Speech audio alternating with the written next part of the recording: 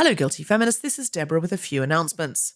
Thanks to everyone who came to Campers Christmas. What a wonderful show for an incredible cause. It's not too late to donate to the Say It Loud Club if you couldn't come. One more show before Christmas, King's Place, 2 episodes on Wednesday the 14th of December.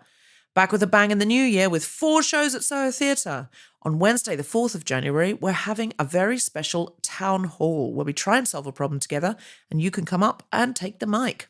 On Thursday the 5th of January, we're having a special, Shapi Kosandi and I are co-hosting a special about the terrible situation in Iran. And on Friday the 6th of January and Saturday the 7th of January, guests to be announced. Thursday the 26th of January, we are back at King's Place. Sunday 29th of January, we're at the Rose Theatre in Kingston. For more details and to book, go to guiltyfeminist.com. Join our Patreon to support the show and get ad-free episodes and more besides. Leave us a 5-star review on Apple Podcasts if you don't mind. And now, back to the show. Hello, Christchurch. Are you ready for a little bit more Guilty Feminist? Then please welcome to the stage Cal Wilson and Deborah Frances-White.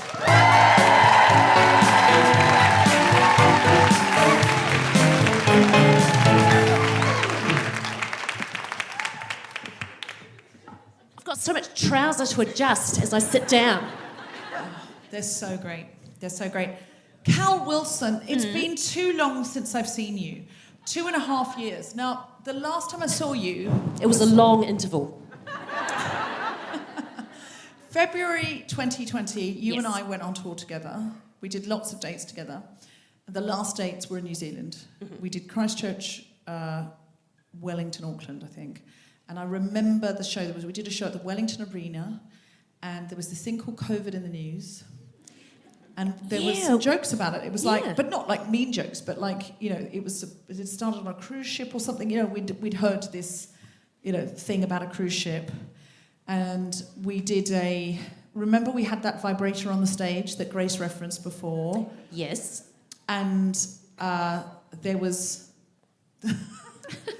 That's Grace remembering it again. Yes. And it was all really fun, and we had such a good time in New Zealand. We said, right, Grace said, we've got to come back here, and she said, I'm going to come back here on tour as soon as possible. And I said, I think I'm going to come back to Australia and New Zealand a second time this year. I think we should tour twice, because that's how good the tour was. And we did this final big show. I think it was the final one might have been Auckland, but the biggest show was Wellington. And then we go on. There was a moment in Auckland where we had been invited to the Sky Tower to have drinks, and Deborah did this amazing job of blagging our way into a private party. Like, she did this incredible job of like talking us up the Sky Tower into this private party, but it was for Deborah. And we didn't know until after she'd convinced them to let her in that it was, oh no, that was for us anyway. But did I crash my own party? you crashed your own party. Like, I crashed the VIP room at my own party. Like, it was that an does sound amazing like job. me. Like, even if it had been for someone else, we would have got in. But you did put more effort in than you needed. Strictly needed to get into my own party. I do remember that. There was a Guilty Feminist listener who was such a big fan of the show, and she worked for the Sky Tower at the time. Yes. So we got a fancy night in a suite. You got fancy night in a suite. Oh, sorry. I got a fancy night in a suite, and she threw us this party at the top of the Sky Tower, private party with free booze and stuff. If you're listening, Sky Tower, she's left now.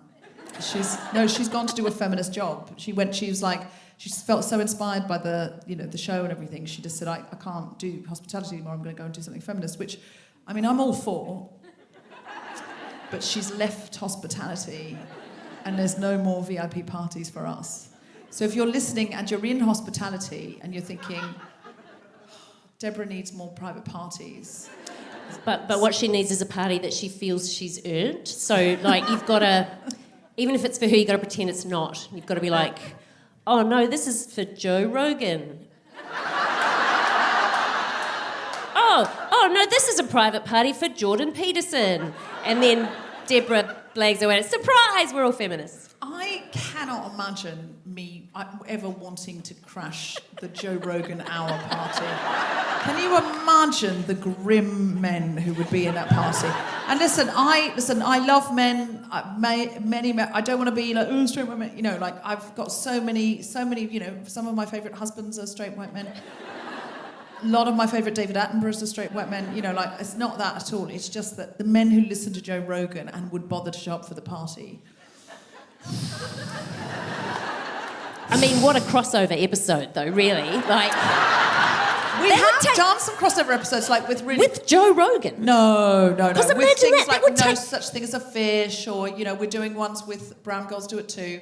I haven't thought of doing one with Joe Rogan. I might approach him just to see. I mean, wouldn't it be something? It might be worth doing. You know? It would probably take in the population of the entire world. Look, I could win him over. Maybe. So, I just like envisaging you with like a little piece of chocolate in your hand and just holding it out with your fingers flat, like, you know, when you're at Willowbank. And his little waffly nose, like, what's this? Do you think I could get Joe Rogan with treats? Maybe, I don't know. I was visualising a donkey then, but... Joe Rogan, if you're listening and you would like a treat of any sort, / you want to do a crossover episode with me, I'm open to it. I'm all about building bridges, and if I could build a bridge to Joe Rogan and lure him over it, I absolutely would. I think my chances are minimal. I'll be honest. He's making a lot of money being Joe Rogan.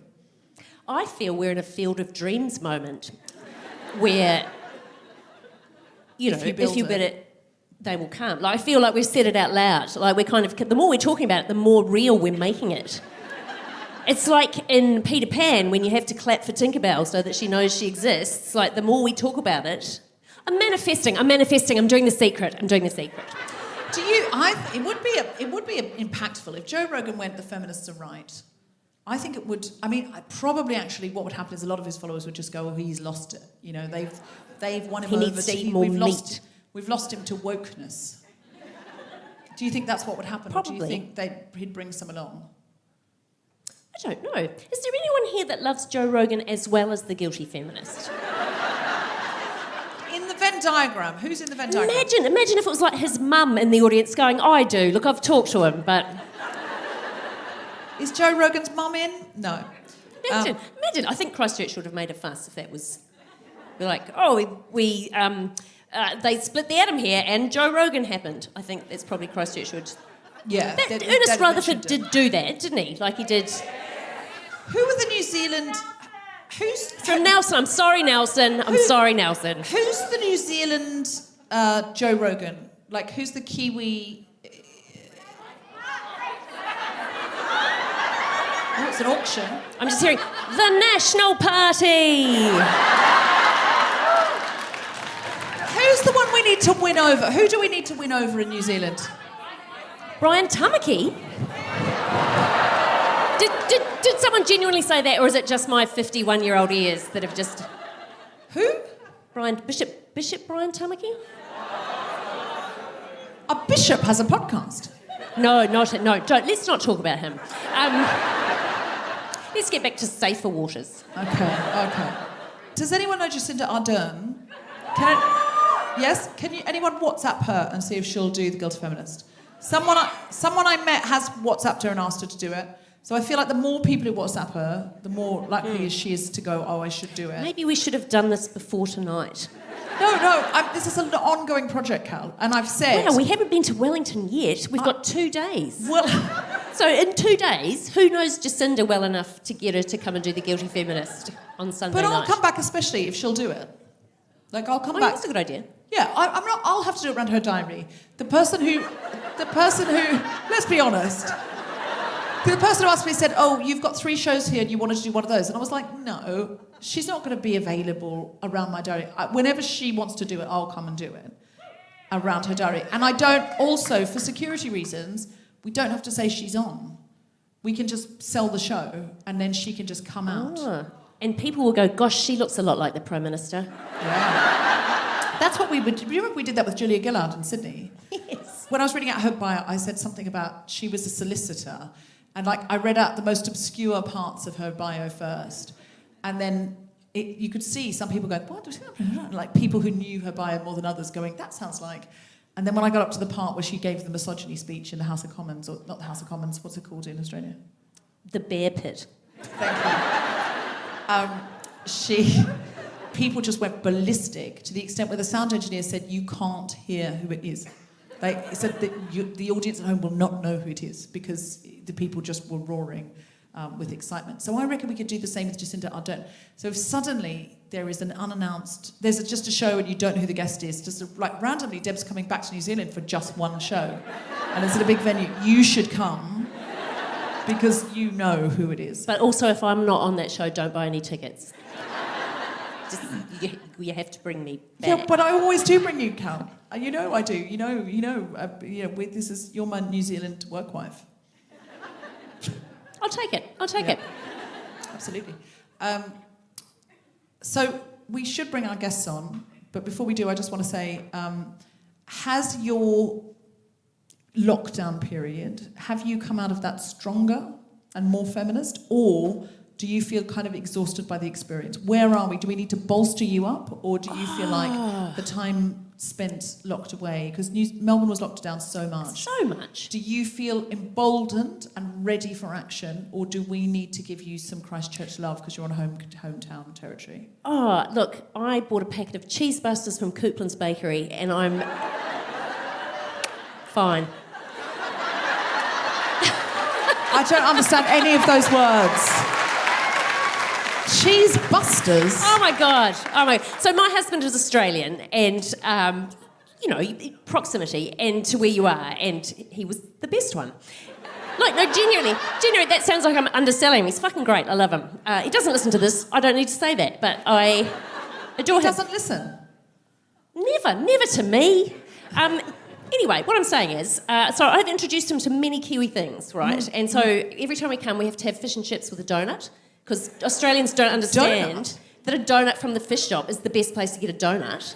They're like, what? And it goes in the oil with the fish, and you're like, yeah.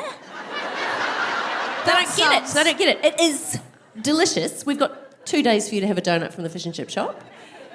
Honestly, Deborah. I mean, the only reason I'm tempted to go is I've never been to the fish and chip shop in New Zealand. And it's so the most racist. Famous thing about you is the way you say fish and chips. So racist. I mean, would we say racist, or would we say we're cousins, siblings, and we're allowed to tease each other? Don't you gaslight me. So, back to... what I love is that your husband's name is Chris. Oh, so when I introduced my Australian husband, Chris, to my grandmother, who's from Oamaru, and he said, my name's Chris, and she went, crease, like fold. We have a mutual friend who I think's in the audience, who I met him in London in the 90s, dating this story wildly, during Britpop, and everyone always called him Grug. It was a running gag in London that he was called Grug. And everyone's going, I don't see what the joke is. Like when Jenny before was talking and you were calling her Jeannie, I was like, no, she's Jenny. But am I wrong, Jenny? Are you Jenny or Jeannie? You're Jeannie. You are Jeannie. Well. Oh, she's Jen. Oh, you're Jenny. Unfortunately, you've killed Cal, and the rest of the show will just be me. So, donut from the fish and chip shop. Donut from the fish and chip shop. What is thick and rich tomato sauce? What? Thick and rich? Wish I'd never started this. So what is tomato sauce? Yes. And cheese busters. What? Busters? Cheese busters. Like B-U-S-T-E-R-S. It's like a plank. It's like a plank of plywood made out of cheese. A plank of plywood? It's a big flat biscuit that's extremely crumbly once you approach it. Oh, and so then it's like pastry. Cheesy pastry. It's like pastry that wants to be a biscuit and is sort of halfway there, and then it comes in a packet. It's transitioning. Yeah, it's an intersectional biscuit. It's a pastriscuit. It's a bistry. comes in a packet that doesn't protect it in any way, and it always arrives in Melbourne as crumbs. That's all it's... I'm amazed you're allowed to ship it in, because in Australia they're very weird about food coming Well, in. it doesn't really count as a food, so it's... I And the sent other my thing- family a hamper from Fortnum and Mason's, that posh department store in London, because it's also a nice thing to get at, end of the year, or sort of wicker hamper, and it's got like lovely kind of English jams and things inside.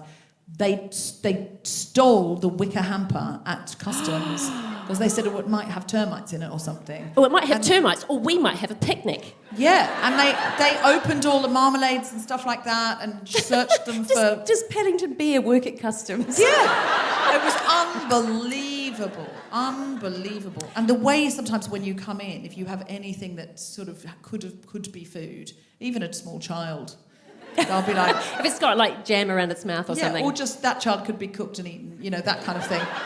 They're very...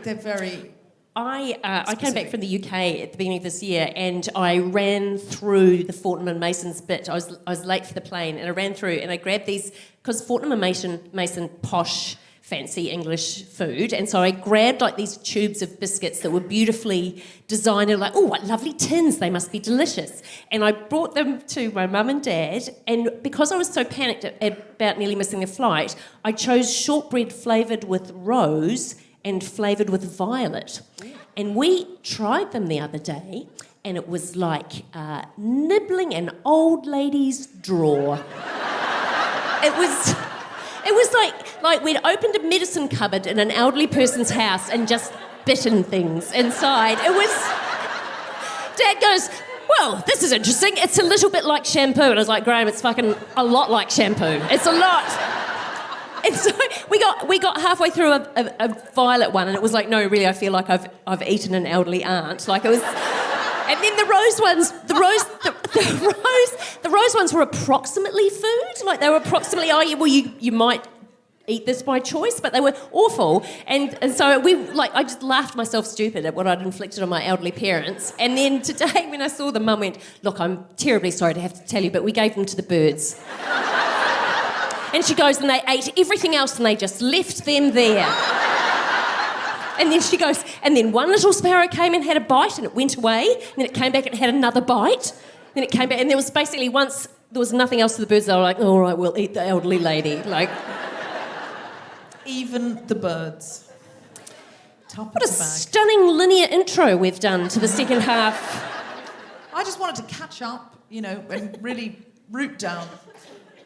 That's probably the wrong thing to say in this neck of the woods, isn't it? I think what we can take from this conversation is that tomorrow we're going to a fish and chip shop. Yeah. And you're going to make me order so that you can hear me say it, but we're going to have a donut. You're going to have a donut. I'm going to give it a go, Christchurch. And we'll be there at 11 o'clock at the bakery, she said. So if you want an extension of this show, come in, gather round. We have to go to every Coupland's bakery in Christchurch. Meet you all there. Come dressed as a cheese buster. Or a bird.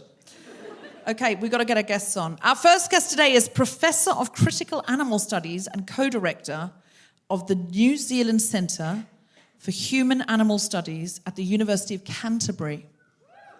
Her PhD in psychology was on feminist critiques of the medical model and so-called sexual dysfunctions. But for the past 20 years, she's been focusing her research and teaching on the links between human oppression and marginalisation and animal oppression and exploitation. She has written many books, and her latest research is to be published in a book called Feminist Animal Studies, and it examines how female animal bodies have been used in sometimes painful experiments in pharmacological research aimed at finding drugs for women that will be as profitable as Viagra was when marketed to men. Please welcome to the stage the incredible Annie Potts.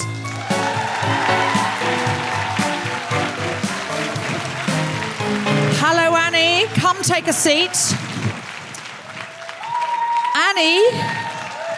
Annie is joined by her colleague, who is a critical and public sociologist whose research, informed by critical and intersectional feminism, focuses on mechanisms of power and marginalisation expressed in and through human relationships with other species.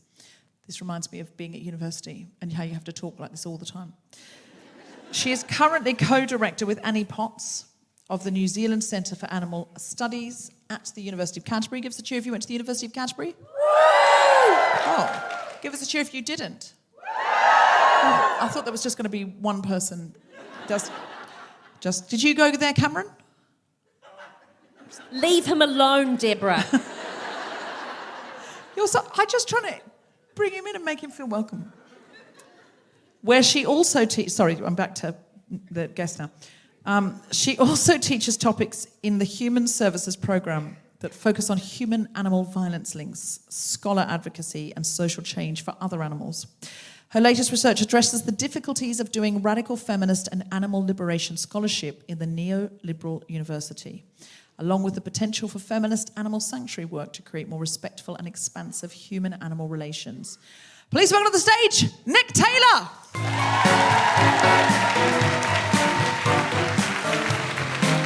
Hello, Nik. Hello, Annie. Hello, Nik. Now, already, just from reading your biogs and the research I've done about you, I already feel less feminist in your presence. First of all, give us a cheer if you're a vegan. Okay, so we've got some. The vegans are very loud, yes, but not very many in number. Always a small. I mean, there's more vegans in this room than there would be at Joe Rogan's show, and I think I want credit for that. Yes. I don't know why I deserve it, as I myself am not vegan. But I feel I've drawn an audience in that's likely to be vegan. Just give us a cheer if you're more plant-based now than you were when you started identifying with feminism or started listening to this podcast. Yeah, more people.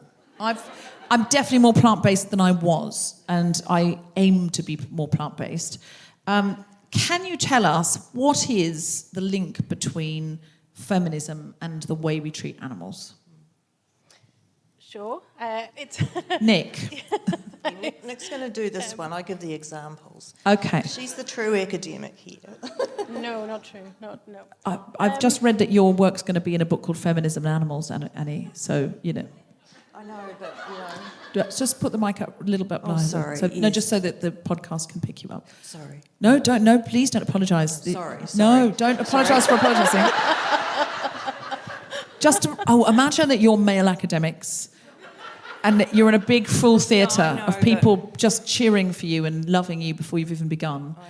I'm a feminist, but I say sorry. Yeah, no, yeah. It's absolutely fine. We don't want you to feel sorry for being sorry. Nick, tell us, what's the link between feminism and the way we treat animals? It's a big question. There's a lot of links, really, and however I answer this, I'm bound to piss somebody off. But for me, the link, it's an extension of intersectionality. So it's an outgrowth of kind of eco-feminist ideas from the 1970s, where we became aware that the oppression of nature and the oppression of women were linked, that the mechanisms that allowed us to normalise one allowed us to normalise the other.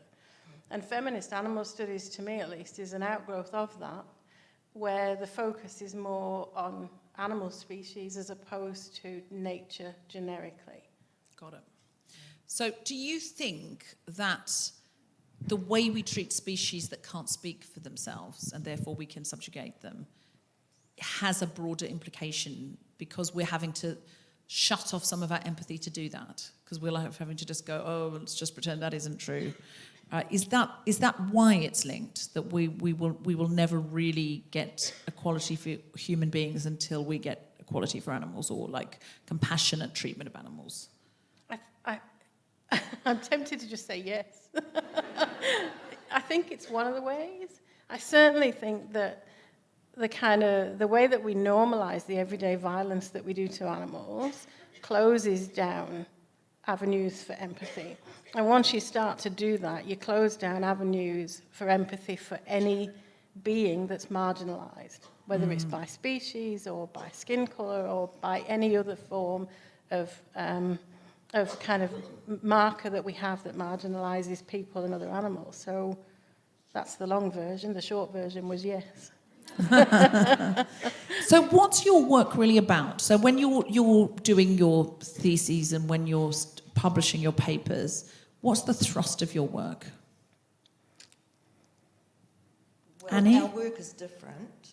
We're both in the area intersectional critical animal studies. I guess my focus is on capitalism and consumption, and how I think that actually people aren't aware of things, and they need to have things exposed to them to be educated, and then they might make better choices about particularly consumption. So for me, I think about food politics and how, Nick and I are both vegan. We weren't always vegan, of course. Well, some people are born vegan, but we weren't. I was vegetarian for 20 years, and then it was actually my partner, who's here, Philip Armstrong, who's also founded the New Zealand Centre for Human Animal Studies with me. This is back, 15 years ago. It was him who said that, well, we need to become vegan, because once you start to be aware, it's hard to block that out. Mm-hmm. And as a feminist, I only have to look at what's happening to the reproductive bodies of female animals in animal agriculture and, to make a profit, to see that there's a link. So if you think about, what happens in dairy farms, the cows are kept pregnant for their milk, but their babies are taken off them. And if they're male babies, they're taken off to slaughter within a few days, so the females keep pregnant. And so if you're supporting that industry, you're basically supporting the abuse of female animal bodies and reproductive systems, as well as the murder, slaughter of baby male calves. But people don't know about these things. So it's kind of like raising awareness, really, and then you make an informed choice as a consumer whether you're prepared to support that system, particularly, I think, as a feminist. I don't support a system that abuses female animals' bodies. I mean, we're female animals, and, I don't support the abuse of women's bodies, and I don't support it of any other animals' bodies.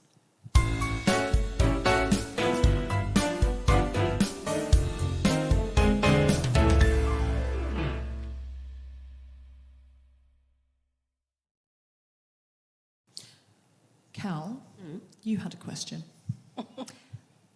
How do you, it seems to be such a big, charged, emotional topic, and like when you say you're vegan, you immediately invite an attitude from other people. Mm-hmm. How do you educate people without there being defences up from, I'm a meat eater, and it's confronting here.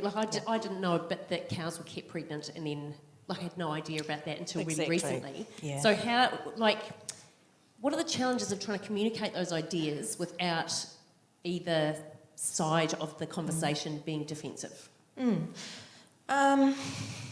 you want? I'd say the short version is carefully, is how you teach people about that stuff. And we both teach this material to students, to undergraduates, to postgraduates. And you carefully, with a lot of boundaries. I tend to lean a lot on feminist scholarship, people like Bell Hooks, who do a lot of work about, teaching critical thinking. And I'm reading her book about critical thinking at the moment. It's really incredible. It's wonderful, isn't it? It's so good. She was immense. She's such a loss. But she is very, very good at building bridges.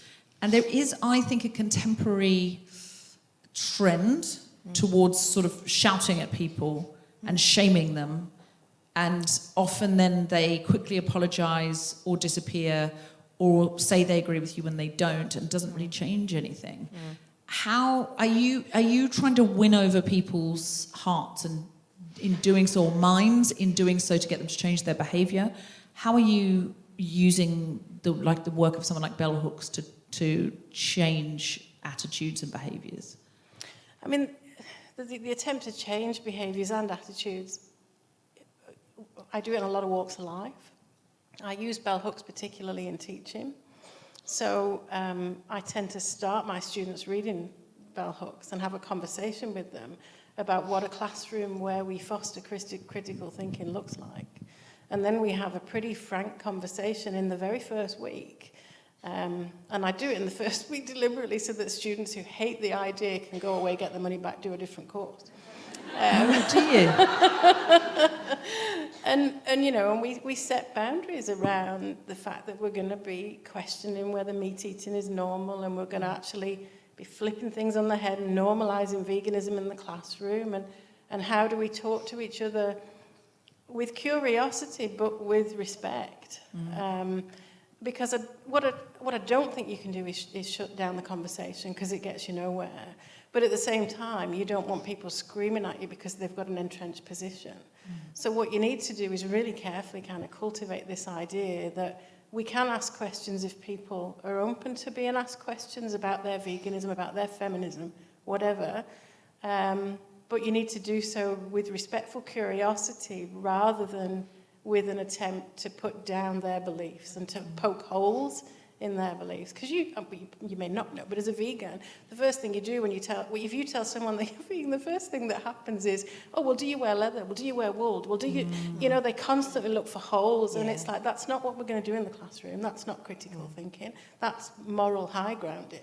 What we're actually going to do is sit down and have some pretty tough conversation and hopefully some giggles as we get through this stuff and learn from each other, really. And in my courses at undergrad level, we tend to focus on popular culture. So they learn through that. What, like meat eating in Family Guy? Yeah, exactly, that kind of thing. Really? So, well, like... Tell us about that. No, I don't teach Family Guy, though I do watch it. Well, you know, I use films like, I'm thinking of one now, like The Island of Dr. Moreau. I don't know if you've ever seen that. There's a really bad version of it with Marlon Brando in his last role. And it's all about vivisection, really. Oh. And, but it's also really camp and very funny. And so we talk about animal experimentation, but through the use of a lighter film. So the issues don't appear too threatening. It's much easier to do it when you work with popular culture. Nobody tends to feel threatened. And then they're asked to look at stuff in their own essays, and that's their own stuff then. And do you find if they do your full course that there's a trend that they start to become vegan? There are always around 5 to 10 people who write and say that their lives have been transformed. Wow. Yeah, but mainly because, I mean, honestly, it's really just because we're teaching things that they didn't know about. We don't say to them, do this, you must do this, and you must be like that. I mean, I call that vegangelical.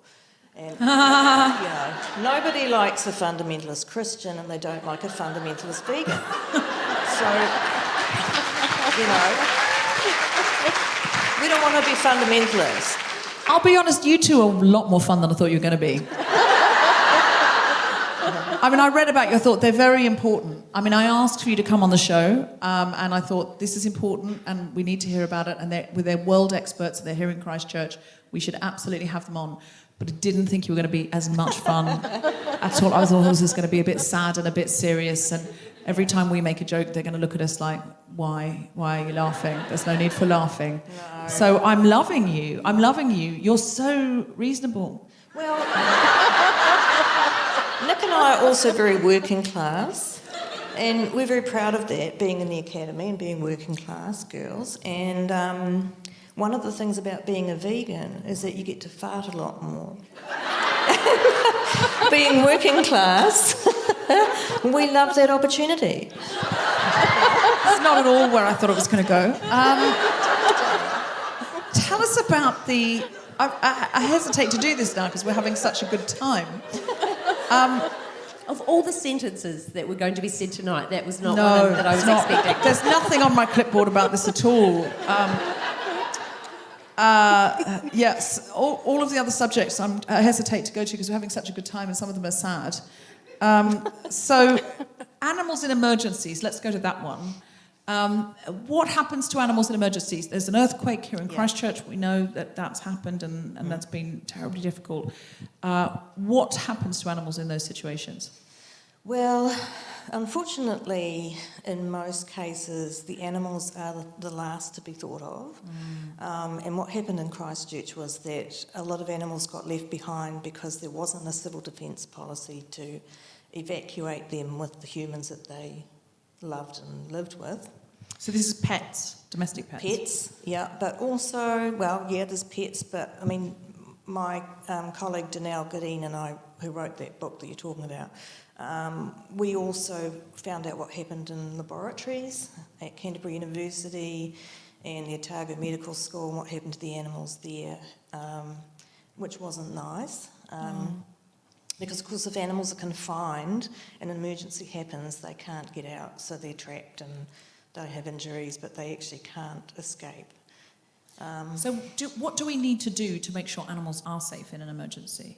Well, I think we just need to ensure that our emergency policies are Include improved. animals. Include animals, absolutely. And that has changed in New Zealand since the earthquakes. There was a group that I was part of for a while called the National Animal Welfare and Emergencies Advisory Group, which advised government to change the policy because before animals had not been anywhere in it. And this isn't just companion animals or farm animals or lab animals. There were also people who gave stories to us for the book about in parts of Christchurch where there had been liquefaction, so the mud coming up from the after the earthquake bubbles up, and hedgehogs got stuck in it, and people's chickens had got stuck in it and died because they couldn't move anymore. And, so there were stories like that. So there were lots of people out helping around the place, but there was just no policy set really that, In all the years since the earthquake, and obviously I wasn't here when it happened, but my whole family is here, I've never heard that before. I've never thought about the liquefaction affecting animals like that, or lab animals being trapped, or it's such a. But when you say it, it's such an obvious. Yeah, it is, and there were cows who were being milked who were killed on in the machinery and stuff when things happen. So speaking of lab animals, Annie, you've looked at how female animals' bodies have been used in experiments in research aimed at finding drugs for women that will be as profitable as Viagra was when marketed for men. What kind of drugs are they experimenting on animal bodies on that are sort of... Because Viagra's got that feel around it of being a kind of social drug. Is that what you mean? That it's... How do we reconcile this? Because I really struggle with this. Yeah. There are some diseases and things that have been cured and people's lives have been made immeasurably better. I think it's hard for us most of it's not in living memory of how many people were ill and how many people died and died of terrible things. And then a lot of the researches in science have happened with experiments on animals, but then who are we, just because we're the species that can dominate and colonise, to gang up on other species that can't talk for themselves? If animals could advocate for themselves, let's be incredibly honest, we would not do experiments on them. If animals could speak, we wouldn't cook them and kill them. We wouldn't, it's clear. We pick on them because they can't advocate for themselves, and it's really awful. And also, I am aware that some animals aren't as sentient as others. Oysters aren't sentient. There is a feeling that there's a sort of continuum, and what do we do? Should we, if we could, turn back time and not have any of those advances in science, or find other ways of having advances in medicine? Like, what's the ideal there? Gee, well, if I could answer that, I'd probably be, in charge of the world. I think that's a really... I'm open to you being in charge of the world. You seem great. Oh, thank you. Okay, I will then. I'll be in charge of the world. It's a very tricky question, and Nik, I might pass this over to Nik shortly. Oh, I see. Because she gets the tricky ones. But I do just want to talk about one case where we can start to think differently about how we use drugs. And what that is, there'll be some people probably in this room who are my age and older on HRT. Okay. Someone's had too much. Sorry, I'm not, but that might be TMI for some people. But actually, what my research showed was that people, again, don't know. Women don't know this, but if they're on Premarin, which basically is a very well-known HRT drug, it stands for pregnant mare's urine, the Premarin. And what happens is the mares are kept like dairy cows are kept, pregnant all the time. They have catheters attached to them with bags where the urine drops in. They're in stalls where they can't move around, and they have foals after foals after foals. Some of the foals come back into the Premarin system to produce urine for the drug, and others are just taken to slaughter straight away because they're surplus. So it's very like the dairy industry. And when you get this drug prescribed for you, it just says Premarin. And you have to look at the real, small print where it might say equine estrogen. But, not everyone knows what equine means. And so if you're on Premarin, you're having horse hormones, basically. You are having, not just horse hormones, but you're having very cruelly made horse hormone as your replacement therapy. And I presume a lot of women here, or people here, would not want that. No. So you Is there a way to do that kindly? Is there a way? The synthetic hormone replacement therapy. So why you just are we doing that to horses? Because people make a profit from it. It's all about profit, and so you just have to, So do your research. Do your research and choose the HRT that's synthetic rather than something that's cruel to animals. And that also has a background of experimentation to it, of course, which has been on female animal bodies' genitals. And you can imagine the pain of that. But pain in mice or rats is not even registered in medical science, because they're not interested in the suffering of the animals, they're interested in the drugs that they can make for a profit. So you can read about this in Feminist Animal Studies shortly. And Nick, you've got a chapter in that, haven't you? Nick's got a chapter in that too. Nick, is your chapter on the link between cruelty to animals and domestic violence? Not the one in that book, no. But I do a lot of research in that area. And what's the link between those things? There's a practical link in that those who, if abuse is occurring in a family between two adults, and there's a companion animal in the family, chances are that animal is involved in the abuse somehow. Really? Yeah, very often what we see are abusers using animals as coercive control. So do this or don't do this and I'll kill your dog. Or I won't feed your dog, or I won't give you the money to go to the vets if you don't do X, Y, or Z as I would like you to. There are far more nefarious ways that animals are used. So they can be used in the sex abuse of women as well by abusers. It's these mechanisms of power. So it's the same mechanism that we're seeing between human to human abuse that we're seeing extended down to the animals, in the same way that kids are used in abusive situations. Wow.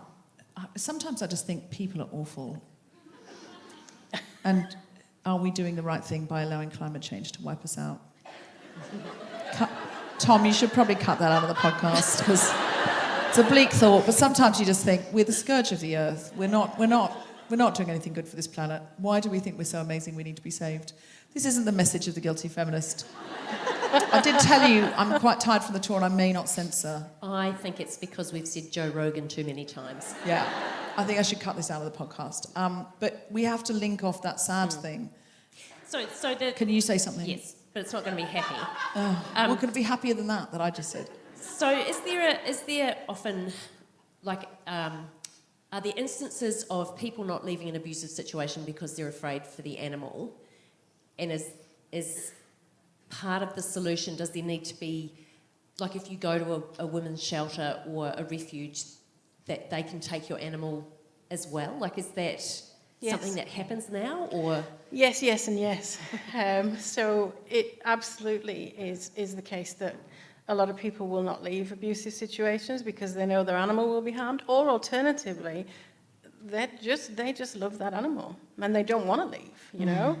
And it's also the case that if we had more refuges that offered that kind of co-care, then more people would leave. And that's happening now, isn't it? I've heard of this It before. is, yeah. There's several places around the world, and particularly we've got a couple here that are doing some really good work around this. And presumably also it could be a feminist act to reach out to a refuge and say, if somebody is hesitating to come, or they're saying, can you take my animal, that you could maybe offer to foster animals for a little while to make sure the animal was okay, and that the person could visit the animal while they were in an interim situation. I think that would be a really nice thing to offer refuges, because if I can also see why some refuges don't have the facilities, because if they take in 10 dogs, then you know that's its own crisis. So that may be something we could do. Could you tell us about? We've got to wind up soon, but I just really want to know about the NZCHAS. Well, I'll start that off, and then I'll pass to the new co-director. We know that's how it always happens, Annie. You started off, and then Nick has to finish. You throw her the ball. Yeah. Because I'm older.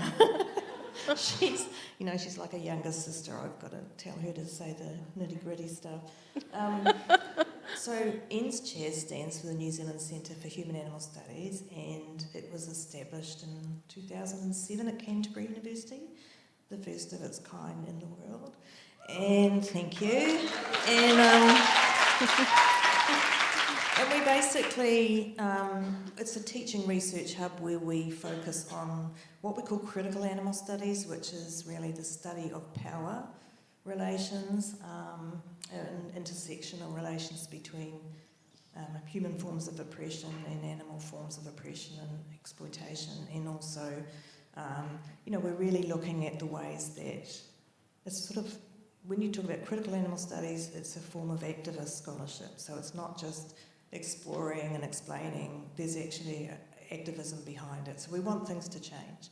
That's one of the key things about NZCHAS. So it's called NZCHAS. NZCHAS. NZCHAS. Yeah.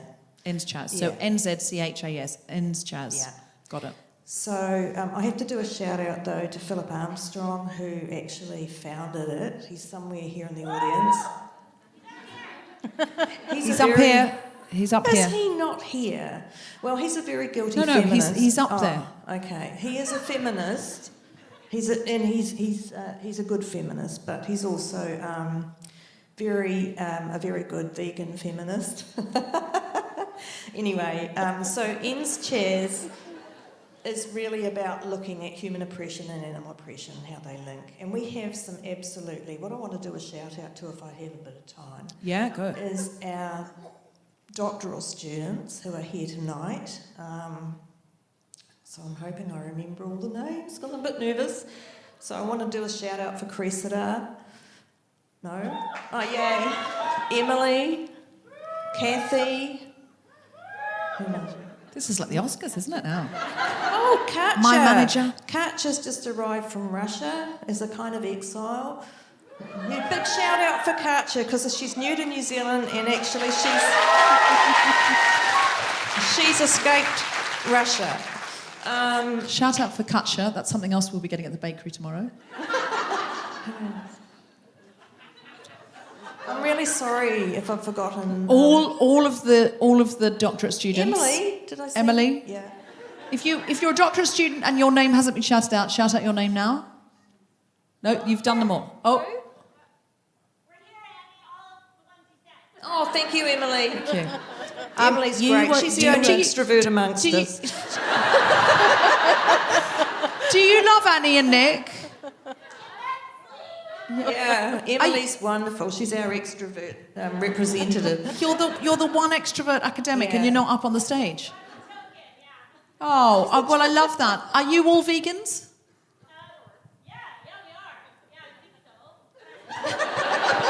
She speaks for everyone. Yeah. No. Well, we love you, and we'd love to have you on another time. This has been very educational, and I will read more of your stuff. And I find you're brilliant advocates for it, because you make me want to do it rather than make me feel shamed for not doing it, which I think is a wonderful thing. We're not vegangelical, though. Oh, No, look, that is my word of the night, I've got to say. Vegangelical. Vegangelical. Yeah, that's it's fantastic. It's a little bit Andrew Lloyd Webber, isn't it? Vegangelicals can, vegangelicals do. It's time to close the show, but before we do that, is there anything you came to say that you didn't get to say? Anything you want us to read? Anything you want us to go to? Anything you need money for? Anything at all that you need help with? Oh, hell. Well, I wish you'd told us that question was coming. We could have thought a lot about that.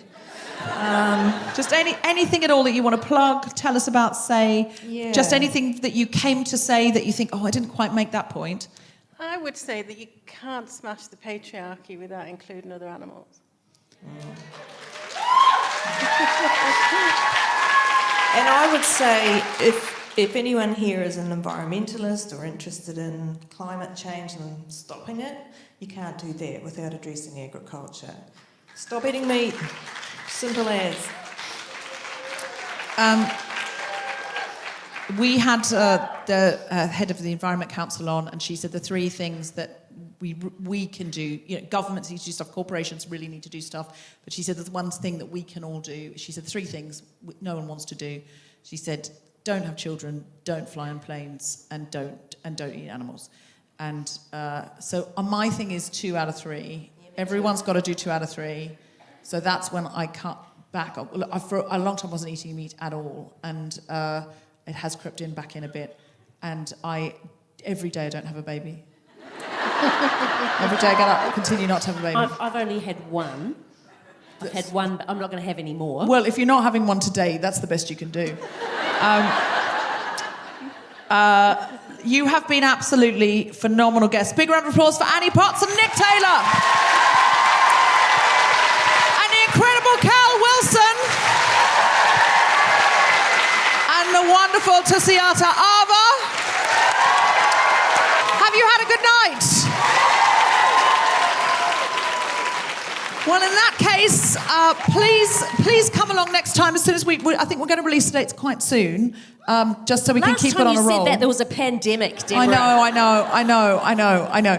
But please come out again, and please bring your friends. And in the meantime, there are 300 episodes of the podcast. You can listen to those. There's a back catalogue. They're all free. They're all online, wherever you get your podcasts, Guilty Feminist. And there's a book that I wrote, which isn't free. You have to buy it. Please buy it. And Cal, anything you need us to do, watch or listen to or give money to? You can buy my kids' books, George and the Great Bum Stampede, George and the Great Brain Swappery. 2 very serious documentaries. Yeah, buy my kids' books. Follow me on... I'm on TikTok. What a strange place that is. It really is. Yes. It really is. If you're not on TikTok, you're leading a full rewarding life and you don't have to go. But do follow me on TikTok and on Instagram, Cowboy Wilson. And I'm doing a doco that hopefully will come to New Zealand next year, but I'll have to tell you about that when I'm allowed to. Follow Cal Wilson wherever you are. Can I just say a huge, huge round of applause as well for Michael, our tour manager, and everyone here at the James Hay Theatre. And keep that applause going, only builds it. To end the show, it's the incredible Grace Petrie!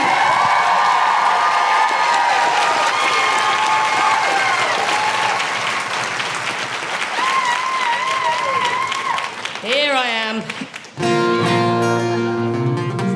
How do you feel about singing along, Christchurch?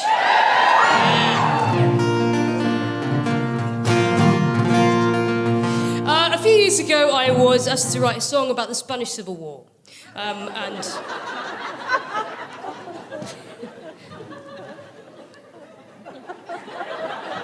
no one's ever laughed at that. It's quite left field, Grace, to be fair. Yeah.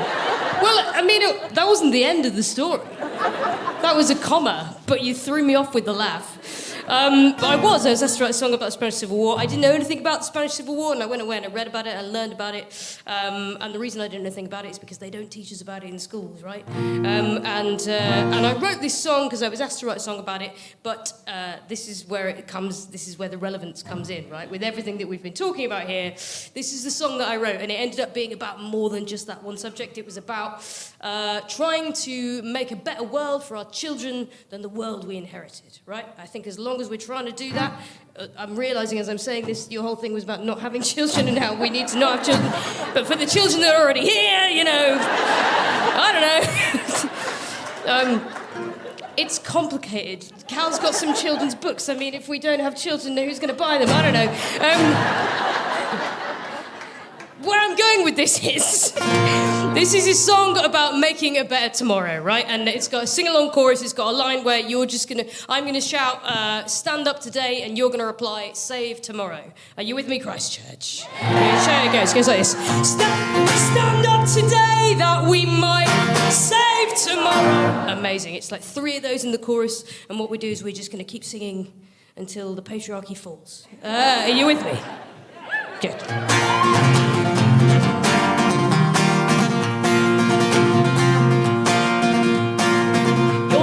Brother, nor my countryman, nor my sister or my friend, but you're my comrade, be so till the last. They shall not pass, they shall not pass.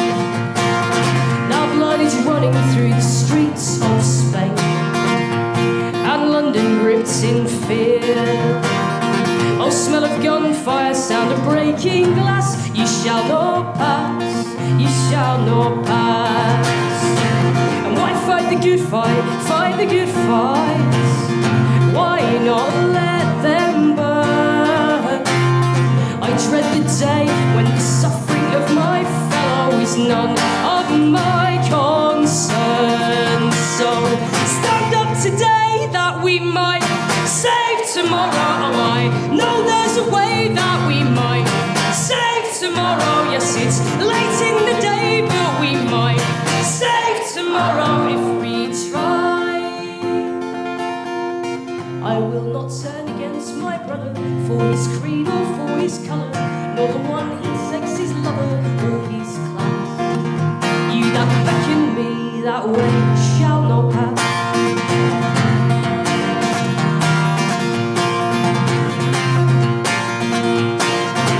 You speak of ideology, you speak of people like they're pawns, whose motives lie neath frosted glass. You shall not pass, you shall not pass. In the name now of humanity, not left nor right, not black nor white, tear that fascist flag now from its mast. It shall not pass, it shall not pass. And why fight the good fight the good fight? Why not let them burn? I dread the day when the suffering of my fellow is none of my concern. So stand up today that we might save tomorrow. I know there's a way that we might save tomorrow. Yes, it's late in the day, but we might save tomorrow if we try. I will not turn against my brother for his creed or for his colour, nor the one he takes his lover or his class. You that beckon me that way, you shall not pass.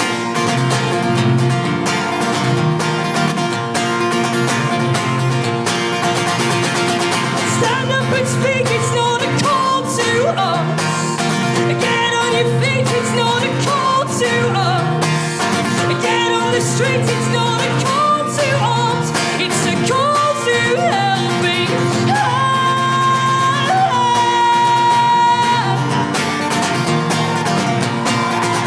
Last time, Christchurch, here we go. Stand up today that we might save tomorrow. I know there's a way that we might save tomorrow. Yes, it's late in the day, but we might save tomorrow. You and I, we shall not turn against each other for our creed or for our colour, nor the ones we choose our lovers or our class. Those that beckon us that way, they shall not.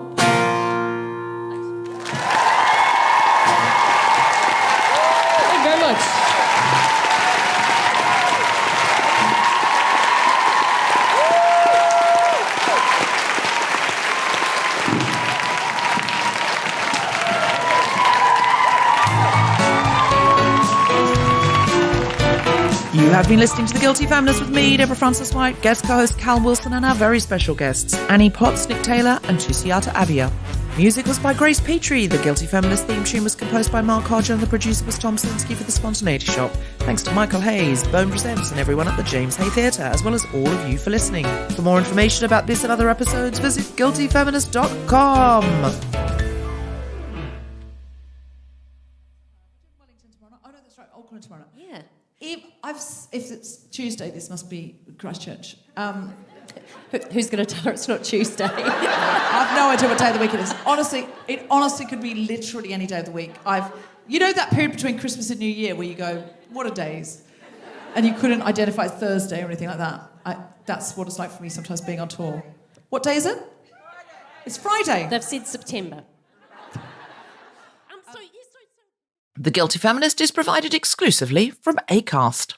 Find it wherever you get your podcasts.